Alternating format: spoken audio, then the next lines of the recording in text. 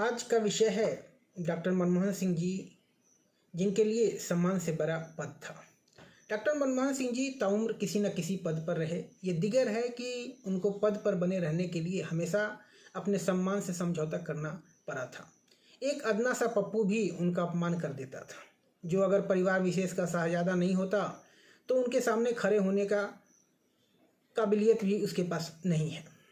बात 1991 की करते हैं। तब चंद्रशेखर जी देश के प्रधानमंत्री हुआ करते थे। चंद्रशेखर की सरकार मात्र 60 सांसदों की सरकार थी, जिसे बाहर से कांग्रेस पार्टी का समर्थन प्राप्त था। चंद्रशेखर ने 10 नवंबर 1990 को प्रधानमंत्री पद की शपथ ली थी, पर जैसा कि कांग्रेस पार्टी हमेशा से करती आई है, 4 महीने बाद ही राजीव गांधी ने चंद्रशेखर की सरकार से समर्थन वापस ले लिया। चंद्रशेखर के पास पद से त्यागपत्र देने के अलावा और कोई चारा नहीं था। 6 मार्च 1991 को उन्होंने अपने करीबी साथियों के साथ गुड़गांव के भोंडसी आश्रम में बैठक की, जिसमें यह तय किया गया कि चंद्रशेखर राष्ट्रपति भवन जाकर राष्ट्रपति श्री आर वेंकटरमन को अपना त्यागपत्र सौंप देंगे। चंद्रशेखर राष्ट्रपति भवन के लिए निकले ही थे कि उन्हें बताया गया कि डॉक्टर मनमोहन सिंह उनसे मिलने के लिए आए हैं। मनमोहन सिंह चंद्रशेखर के 4 मास के शासनकाल के दौरान उनके सलाहकार के पद पर आसीन थे। चंद्रशेखर ने डॉक्टर साहब को अंदर बुलाया और आने का कारण पूछा, पर जो कारण मनमोहन सिंह ने बताया उससे चंद्रशेखर भी हैरान रह गया।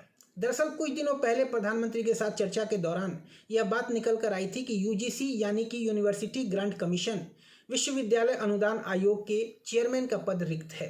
चंद्रशेखर ने डॉक्टर सिंह को कोई उपयुक्त नाम सुझाने के लिए कहा था, पर वो तब की बात थी।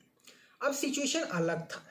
प्रधानमंत्री त्यागपत्र देने वाले थे और मनमोहन सिंह का प्रधानमंत्री के सलाहकार का पद जाने वाला था। मनमोहन सिंह को लगा कि प्रधानमंत्री त्यागपत्र दें उससे पहले ही उनसे यूजीसी के चेयरमैन के पद पर स्वयं की नियुक्ति करवा ली जाए, और वैसे भी नाम देने के लिए चंद्रशेखर ने उन्हीं से तो कहा था। और हाँ, चूंकि यह पद एक शुद्ध राजनीतिक पद नहीं है तो भाजपा भी ज़्यादा हो हल्ला नहीं मचाएगी, और गांधी परिवार की सेवा तो वे 1971 से करते आ रहे हैं, तो राजीव गांधी तो खुश ही होंगे कि सरकार भले ही अपनी न बन पाए पर यूजीसी का चेयरमैन तो अपना आदमी बन गया। तो जनाब 6 मार्च की सुबह जैसे ही मनमोहन सिंह को यह पता चला कि कुछ ही घंटों में चंद्रशेखर इस्तीफा देने वाले हैं, वो फटाफट भोंडसी आश्रम पहुंच गए और प्रधानमंत्री से निवेदन किया कि वह त्यागपत्र देने के पहले उन्हें यूजीसी का चेयरमैन बनाने का आदेश जारी कर दें। चंद्रशेखर हतप्रभ थे कि ऐसे समय में जब उनकी सरकार ऑलरेडी अल्पमत में आ चुकी है और इतने महत्वपूर्ण पद पर नियुक्ति करने का नैतिक अधिकार खो चुकी है, मनमोहन सिंह उनके पास यह प्रस्ताव लेकर क्यों आए हैं। पर चंद्रशेखर को नैतिकता की चिंता कहाँ रहती थी। चिंता रहती तो वे कांग्रेस के 211 सांसदों का बाहरी समर्थन लेकर जनता दल समाजवादी के मात्र 60 सांसदों की सरकार नहीं बनाते।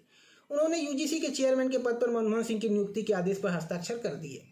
15 मार्च 1991 को अर्थात चंद्रशेखर के प्रधानमंत्री पद से त्यागपत्र देने के पूरे 9 दिन बाद मनमोहन सिंह ने यूजीसी के चेयरमैन के पद पर कार्यभार संभाला।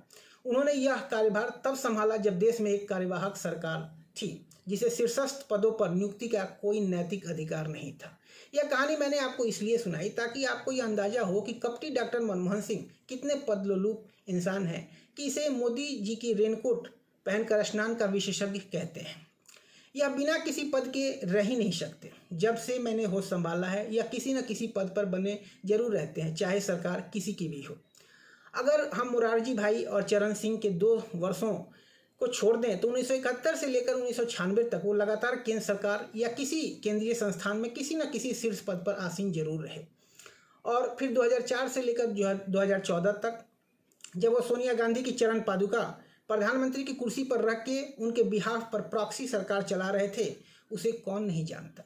और तो और 2013 में जब राहुल गांधी ने उनके कैबिनेट द्वारा पास किया गया एक ऑर्डिनेंस भरी प्रेस कॉन्फ्रेंस में फाड़ के फेंक दिया था, तब भी उनके मन में प्रधानमंत्री के पद से त्यागपत्र देने का ख्याल नहीं आया था, क्योंकि मनमोहन सिंह को पद चाहिए। अगर आप उन्हें पद देंगे तो यकीन मानिए वो हर वो काम करेंगे जिसे करने के लिए आप उनसे कहेंगे, फिर चाहे इससे उनकी प्रतिष्ठा पर दाग क्यों न लगता हो।